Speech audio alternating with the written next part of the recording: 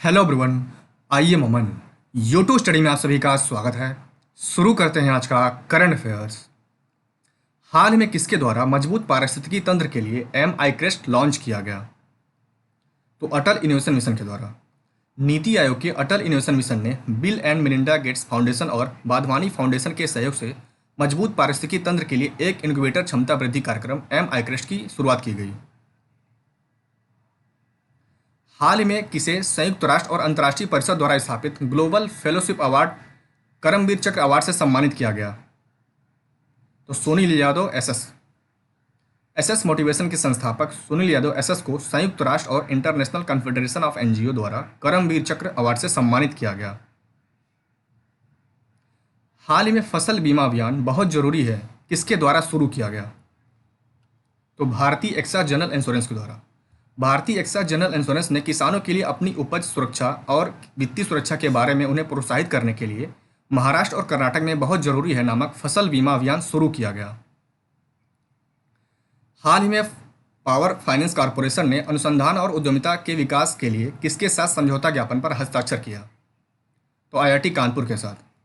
इस समझौते का उद्देश्य स्मार्ट ग्रिड प्रौद्योगिकी पर अनुसंधान और विकास के लिए बुनियादी ढांचे के विकास में आईआईटी कानपुर को सहायता प्रदान करना है। हाल ही में केंद्रीय मंत्रिमंडल द्वारा स्वीकृत राष्ट्रीय शिक्षा नीति 2020 किस शिक्षा नीति की जगह लेगी? तो राष्ट्रीय शिक्षा नीति 1986। हाल ही में स्वीकृत राष्ट्रीय शिक्षा नीति 2020 34 वर्षीय राष्ट्रीय शिक्षा नीति 1986 की जगह लेगी। हाल ही में किसके द्वारा ईज ऑफ डूइंग बिजनेस पर आधारित CII नेशनल डिजिटल सम्मेलन का उद्घाटन किया गया? तो केंद्रीय वाणिज्य मंत्री पीयूष गोयल जी के द्वारा। भारत में निवेश संबंधी निर्णयों के लिए एकल खिड़की अवधारणा को बढ़ावा देने के लिए केंद्रीय मंत्री पीयूष गोयल द्वारा CII राष्ट्रीय डिजिटल सम्मेलन का उद्घाटन किया गया। हाल ही में किस देश ने 12 अगस्त तक दुनिया का पहला कोविड-19 वैक्सीन विकसित करने का दावा किया है? तो रूस ने। रूस द्वारा इस वैक्सीन को मॉस्को के गैमलिया संस्थान और रूसी प्रत्यक्ष निवेश कोष द्वारा विकसित किया जा रहा है। हाल ही में किसके द्वारा परसेवरांस नाम से मार्स रोवर का सफलतापूर्वक लॉन्च किया गया? तो नासा के द्वारा। नासा ने एटलस रॉकेट पर केप कैनावेरल फ्लोरिडा से परसेवरांस नाम के अपने मार्स रोवर को सफलतापूर्वक लॉन्च किया। टाइगर रिपोर्ट 2018 के अनुसार वर्तमान समय में टाइगर रिजर्व्स की संख्या कितनी हो गई है? तो 50 टाइगर रिजर्व्स। 1973 में जब टाइगर प्रोजेक्ट शुरू हुआ था तब भारत में 9 टाइगर रिजर्व्स थे जिनकी संख्या अब बढ़कर 50 हो गई है। रिपोर्ट 2018 के मुताबिक 2006 से 18 तक टाइगर की संख्या में प्रतिवर्ष 6% की वृद्धि हुई है। हाल ही में अखिल भारतीय आयुर्विज्ञान संस्थान और स्वास्थ्य मंत्रालय ने किसके सहयोग से कोविड-19 रोगियों के लिए एक नेशनल डाटाबेस बनाने की योजना बनाई है? तो ICMR के साथ। इसके तहत देश भर में अस्पतालों में भर्ती कोविड-19 रोगियों का एक डाटाबेस तैयार किया जाएगा जिसके जरिए उनके उपचार को बेहतर बनाने में मदद मिल सकेगी। ICMR यानी Indian council of medical research, इसकी स्थापना 1911 में किया गया था। हेडक्वार्टर नई दिल्ली में है और इसके डायरेक्टर जनरल हैं डॉक्टर बलराम भार्गव।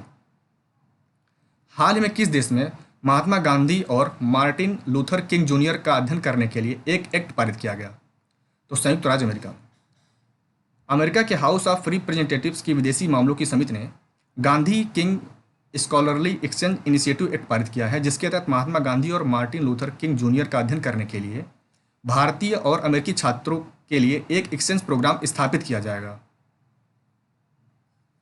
हाल ही में इसरो ने निजी क्षेत्र को कहां पर अपना स्वयं का लॉन्च पैड स्थापित करने की अनुमति देने की बात कही है?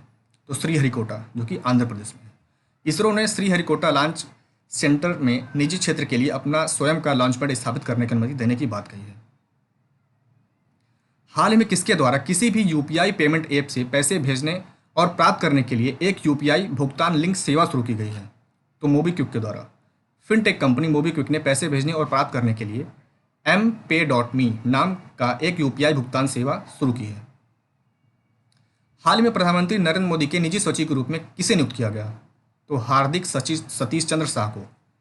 शाह गुजरात कैडर 2010 बैच के IAS अधिकारी हैं जो वर्तमान समय में PMO में उप सचिव के रूप में कार्यरत हैं। पश्चिम बंगाल में जन्मे पद्मश्री पुरस्कार विजेता रहे सोनम तसेरिंग लेप्चा का हाल ही निधन हो गया। वे कौन थे?